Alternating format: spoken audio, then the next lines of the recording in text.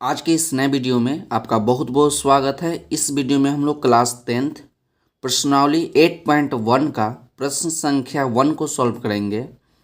प्रश्न नंबर 1 आपका है कि त्रिभुज ए बी सी में जिसका कोण बी समकोण है, ए बी बराबर 24 सेंटीमीटर और बी सी बराबर 7 सेंटीमीटर है, निम्नलिखित का मान ज्ञात कीजिए। तो एक नंबर में दिया आपका साइन ए कॉस ए और सेकंड नंबर में आपको दिया है साइन सी कॉस सी। तो ये प्रश्न को सॉल्व करने से पहले हमको एक समकोण त्रिभुज बनाना होगा। तो हम लोग यहाँ पर एक समकोण त्रिभुज बना लिए। यहाँ पर समकोण त्रिभुज बना लिए, उसमें बोला कि कोण बी समकोण है, तो कोण बी आपका समकोण हो गया। समकोण का मतलब होता है 90 डिग्री। उसके आगे बोला कि ए बी बराबर 24 सेंटीमीटर। तो हम लोग यहाँ पर ए लिख देते हैं, यहाँ पर ए हो गया, बी हो गया और नीचे आपका क्या हो जाएगा, नीचे आपका हो जाएगा सी। तो आपका ए बी सी आपका हो गया। तब बोला कि ए बी बराबर 24 सेंटीमीटर। तो ए बी बराबर कितना हो जाएगा, 24 सेंटीमीटर।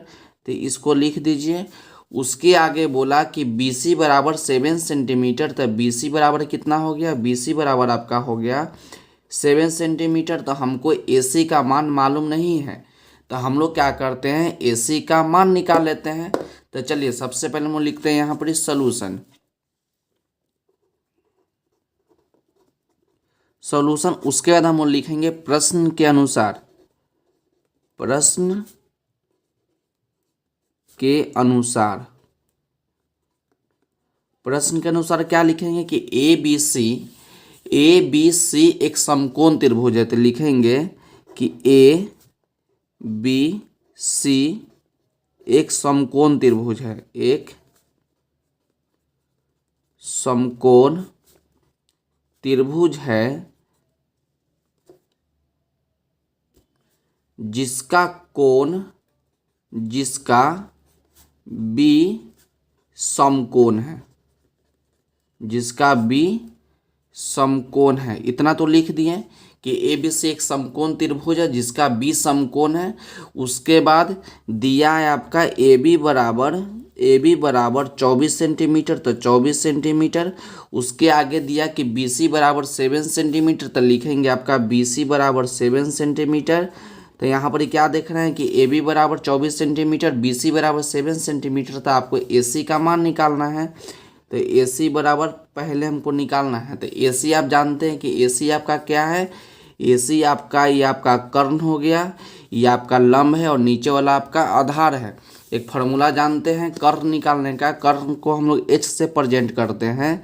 तो एच निकालने का फार्मूला होता है कि रूट अंडर पी का स्क्वायर जोड़ बी स्क्वायर। इस फार्मूला को याद रखिएगा। तो एच आपका क्या है, एच आपका ए सी हो गया। तो लिखेंगे हम लोग ए सी बराबर रूट अंडर, अब पी तो आपका लंब यही ना, तो पी आपका ए बी है, तो ए बी का स्क्वायर और जोड़ आपका बी आपका है बी सी। तो लिखेंगे हम लोग बी सी का स्क्वायर। तो इतना तो हो गया। अब हम लोग क्या करते हैं कि यहाँ से लिख लेते हैं कि ए सी बराबर रूट अंडर ए बी का मान कितना, ए बी का मान आपका 24 सेंटीमीटर। तो 24 लिख लेंगे, स्क्वायर है तो स्क्वायर लगा देंगे। उसके बाद जोड़ बी सी, तो बी सी के मान आपका 7 है, तो आपका 7 का स्क्वायर हो गया। तो ए सी बराबर, तो 24 का स्क्वायर कितना होगा, 24 का स्क्वायर आपका 576 हो जाएगा, प्लस में 7 का स्क्वायर आपका 49 हो जाएगा। तो ए सी बराबर जब दोनों का आप जोड़ दीजिएगा तो आपका 625 आ जाएगा। 625 आ गया। तो ए सी बराबर, अब हम लोग क्या करेंगे, 625 का वर्गमूल निकाल लेंगे, 625 का एलसीएम निकाल लेंगे। तो आपको 5 से लगाइएगा तो एक बार में 5, 5 दूना 10 और 5 बार में 25। फिर 5 से लगाइएगा तो 5 बार से लगाए तो 2 बार में 10, 5 बार में 25, फिर 5 से 5 बार में, फिर 5 से एक बार में। तो कितना 5 आ गया, 4 को 5 3 4, 5 को 4 को हम 5 लिख लेते। ए सी बराबर, तो रूट के अंदर से 2 में से 1 निकलेगा तो 5, फिर इसमें से 1 निकलेगा तो 5, अंत में लगा देंगे हम लोग सेंटीमीटर।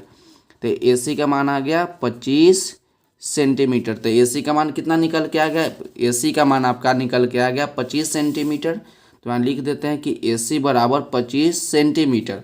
आपको मान निकालना है साइन ए का, कॉस ए का और सेकेंड नंबर में साइन सी का कॉस सी का आपको मान निकालना है, तो हम लोग यहाँ निकाल लेते हैं और यहाँ पर लिख देते हैं हम लोग ए सी बराबर 25 सेंटीमीटर। तो यहाँ लिख देते हैं ए सी बराबर 25 सेंटीमीटर।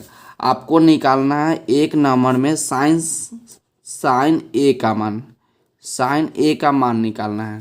तो फार्मूला को याद रखिएगा, साइन ए बराबर होता है पी बटा एच। तो पी मतलब आपका लंब होगा और एच मतलब आपका हो जाएगा कर्ण।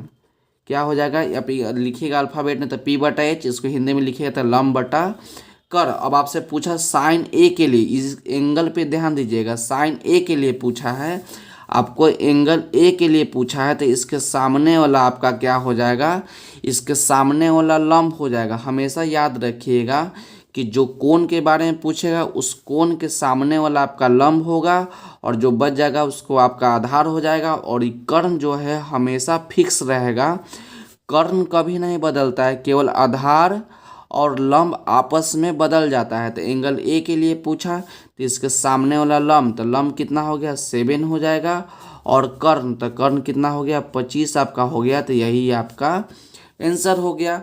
अब 2 नंबर में पूछा कि कॉस ए का मान बताइए। तो कॉस ए बराबर होता है बी बटा एच, कॉस ए बराबर होता है बी बटा एच। तो बी मतलब होता है आपका आधार, बी मतलब आधार, और एच मतलब आपका कर्ण होता है। यहाँ पर भी कॉस ए के लिए पूछा है, मतलब कि यहाँ पर भी एंगल आपका ए है, तो ए के लिए सामने वाला लंब और ये आपका आधार हो जाएगा। तो आधार कितना, तो आधार आपका 24 सेंटीमीटर और कर्ण कितना, कर्ण आपका 25। तो यही आपका आंसर हो गया। तो 24/25 आपका आंसर हो गया। कॉस ए बराबर कितना हो गया 24/25। अब सेकंड नंबर को सॉल्व करते हैं। सेकंड नंबर में आपसे पूछा है कि साइन सी का मान निकालिए और कॉस सी का मान निकालिए। तो साइन सी का मान, तो साइन सी का मान, इसके लिए भी फार्मूला वही होगा पी बटा एच। साइन का फार्मूला होता है पी बटा एच। तो पी क्या है, पी आपका लंब है और एच आपका क्या है, एच आपका कर्ण है। तो साइन सी के लिए पूछा, तो एंगल आपका क्या है, एंगल यहाँ पर आपका सी है। अब सी के लिए पूछा है तो इसके लिए सी के लिए पूछा। अब सी के लिए पूछेगा तो इसके सामने वाला लंब हो जाएगा। क्या आपसे बोले कि सी के लिए पूछा तो सी के सामने वाला अब लंब हो जाएगा। तो लंब कितना है, लंब आपका 24 है और कर्ण आपका कितना है 25 आपका है। तो यही आपका आंसर हो गया। आप हमेशा याद रखिए कि जो एंगल पूछेगा, जो कोण पूछेगा, उस कोण के सामने वाला लंब होगा और जो बच जाएगा वो आपका आधार होगा, और कर्ण हमेशा फिक्स रहेगा, केवल लंब और आधार आपस में बदलेगा। अब आपसे पूछा है कॉस सी का मान। तो कॉस सी का मान, तो कॉस का भी फार्मूला होता है बी बटा एच। तो बी क्या है, बी आपका है आधार और एच आपका है कर्ण। तो कॉस सी के लिए ना, तो कोण क्या है, कोण सी है। तो सी के लिए है तो इसके सामने वाला पी और नीचे वाला बी। तो बी का मान कितना है आपका 7 है और कर्ण आपका कितना हो गया, कर्ण आपका 25 हो गया। तो यही आपका आंसर हो गया। तो प्रश्न नंबर 1 जो है यहीं पर कंप्लीट होता है। तो इसको आप एक बार ध्यान से देख लीजिए और इसका स्क्रीनशॉट ले लीजिए ताकि बाद में इसको अच्छी तरह से नोट कर सके। तो आज के वीडियो के लिए बस इतना ही, मिलते हैं अगले वीडियो में। यदि वीडियो अच्छा लगा हो तो वीडियो को लाइक कर दीजिएगा और चैनल पर नए हैं तो चैनल को सब्सक्राइब कर दीजिएगा ताकि इस प्रकार का वीडियो आपको मिलते रहे और आप पढ़ते रहे और बढ़ते रहे। मिलते अगले वीडियो में।